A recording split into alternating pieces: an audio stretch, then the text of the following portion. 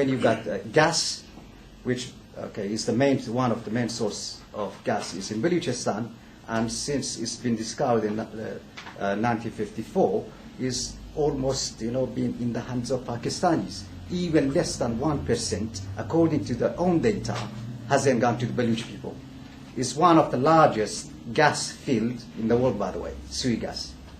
So in those areas, it's absolutely curfew. I mean, there is no way you can do anything. Regarding the question, the largest number of Baloch people, when they, especially the time the Balochistan occupied, so they moved to Arab countries. That time they didn't know about the West and how to get here. But the large number, at the moment we get information in around all the Middle East, like Emirates and Kuwait, Saudi, and we have around 200,000 Balochi, which is a larger number. They are becoming like citizens there.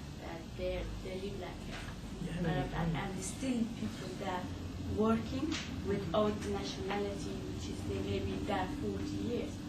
So the reason they moved there, that there was the Arab, the only nation helped Baloch because of their village connection.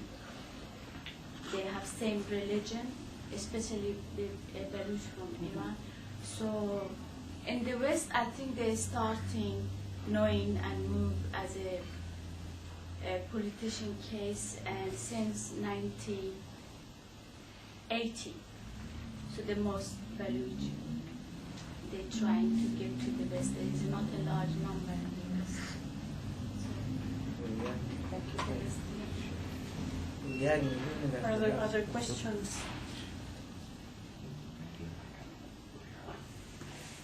So if there are no more questions, let's thank you, Mr. Weaver.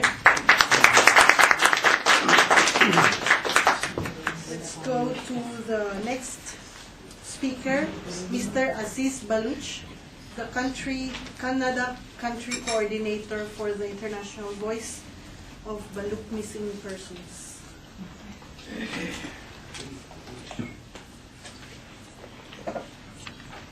Mary Pascal, Chair of the Conference, and distinguished audience. I touch the extrajudicial killings of 3 prominent Baloch liars. One still remains abducted. One was forced to take political asylum.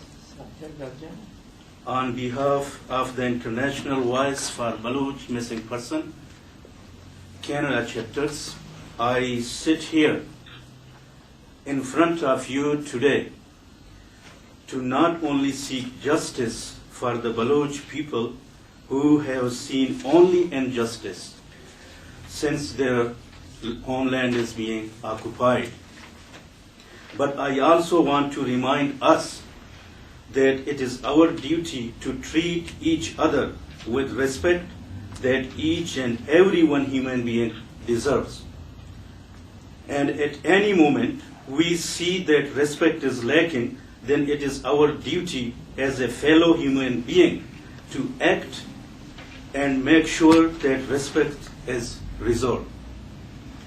This is why today I would like to draw your attention about 3 Baloch human rights liars defenders who have been tirelessly and voluntarily acting as a defense counsel for Baloch people. Due to these reasons, they have been victims of extrajudicial killings. The whereabouts of one is still unknown, and one was forced to take political asylum in Norway. Murder alone is wicked act, but murder without reason by a government who pretends to support human rights as a treason to the human rights laws that the United Nations prides itself on. On August 18, 2010, a well-known Baloch liar, Zaman Khan Mari, was abducted by Pakistan security forces from Quetta, capital of Balochistan, as he was returning home from work. Qazi Faiz Isa, Chief Justice of Balochistan High Court, expressing deep concern, issued a suo motu notice to free Mr. Murray. In spite of Balochistan High Court's concern, Mr. Murray was killed on September 5, 2010, while in custody of Pakistani security forces. He received a single bullet in his head and his body bore torture marks. His body was thrown in the town of Mastung, which is 50 kilometers from Quetta. Ali Sher Kurd, another Baloch lawyer from the town of Mach, Balochistan, was kidnapped by security forces on September 21, 2010, while he was visiting a relative house at Quetta. Baz Muhammad Khakar, president of Balochistan Bar Association, had the following words after the fact, quote unquote, "We were already on strike for safe recovery of Ali Sher Kurd and Mr. Ahmad Mirwani advocate, but now we will extend our protest." On June 17, 2010, the Secretary General of Jahlawan Bar Association, a Baloch lawyer, Munir Ahmad Mirwani, was abducted at gunpoint by Pakistani intelligence. Mr. Munir Mirwani was having a meal on the roadside restaurant in his hometown district, Huzdar, Balochistan. In reaction, once again, Balochistan Bar Association went on strike throughout Balochistan in support of their abducted colleague. Because enormous support of the lawyers, the Balochistan court had no choice but to stop the hearing cases because the lawyers were absent. The president of Balochistan Bar Association once again expressed his grave concern by saying, quote unquote, "Lawyer Munir Ahmad Mirwani is still missing, and in such circumstances, there is a possibility that the culprit will throw his body without fear of being punished." On July 14, 2010, Balochistan Supreme Court senior lawyer, an intellectual, moderate, secular Baloch leaders, and former Balochistan Baloch Student Organization chairman, Mr. Jaleh Baloch, became victims of extrajudicially killing. He was gunned down by Pakistan state agencies in Quetta.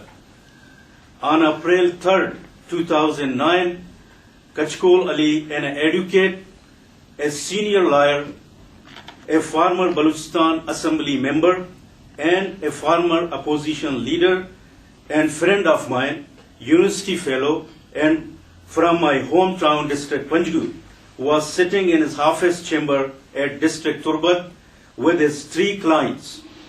This included prominent Baloch leaders, Mir Ghulam Ahmad Baloch, Lala Munir Baloch, and Sher Muhammad Baloch, when the Pakistani Inter-Services Intelligences abducted all 3 Baloch leaders at gunpoint from his office. On April 8, 2009, all 3 abducted Baloch leaders' decomposed bodies were discovered about 35 kilometers from Turbat. Since Mr. Kachkol Ali, life has been under constant threat, as he boldly highlighted state human rights abuses. He was forced to take political asylum in Norway last October 2010. Pakistan's judiciary role in Balochistan. Under the so-called Pakistan Independent Judiciary System, the Working Group on Enforced Involuntary Disappearances, United Nations High Commissioner for Human Rights Office, and International Human Rights Organization should be aware that the Baloch people are extrajudicially killed, kidnapped, and have been victims of enforced disappearances. Since 2005, the 5th military operation started against the Baloch people in Balochistan. There are 1,100 documented missing Baloch persons and more than 8,000 missing Baloch throughout Balochistan, but Pakistani judiciary is turning a blind eye against their misery. For example, a prominent lawyer, Munir Mirwani, General Secretary of Jalawan Bar Association, has been kept under custody of security forces from day one of his forceful abduction from his hometown Khuzda. His relatives and loved ones till today have no idea of their whereabouts. Even the Chief Justice of Balochistan, High Court, has taken a moto action, but all is in vain. Pakistan is a banana republic state. It does not appreciate the law of the land and its own constitutions, where the fundamental rights are enshrined in constitutions and the apex court is guardian of the constitution. Although the Chief Justice of Pakistan, Iftikhar Ahmad Chaudhry, has made a commitment in the course of movement of restoration of judiciary, but after the restoration, the Chief Justice could not honor his own words and has let the entire citizen down. He simply constituted a cosmetic and toothless commission for recovering of missing person to save his own skin. To conclude, slow motion genocide of Baloch continues. Chair Mary Ellen McCaskill, according to the Universal Declaration of Human Rights Act, Article number 3, quote unquote, everyone has the right to life, liberty and security of person. But it appears that for the past 62 years, Baloch people do not fall in the scope of everyone. Pakistan security forces and establishment have formulated a strategic state policy of terrorism to exterminate and eliminate the Baloch Nation. Therefore, the gradual genocide of Baloch, including professionals such as lawyers, doctors, teachers, intellectuals, leaders, students, and activists, have continuously taken place in Balochistan. Pakistan state secret agencies and security forces have adopted a policy of cold-blooded summary executions of Baloch. Lawyer Zaman Khan Mari and Ali Shir Kurd follow as a prominent example of this injustice. Pakistan injustice and brutality has not only been directed towards Baloch people, but it has been a direct attack on the Universal Declaration of Human Rights Act. My respected audience, it may not be evident, but let me make it clear that Pakistan has been directly challenging the United Nations by continuously breaking numerous human rights laws and having no regards to human life.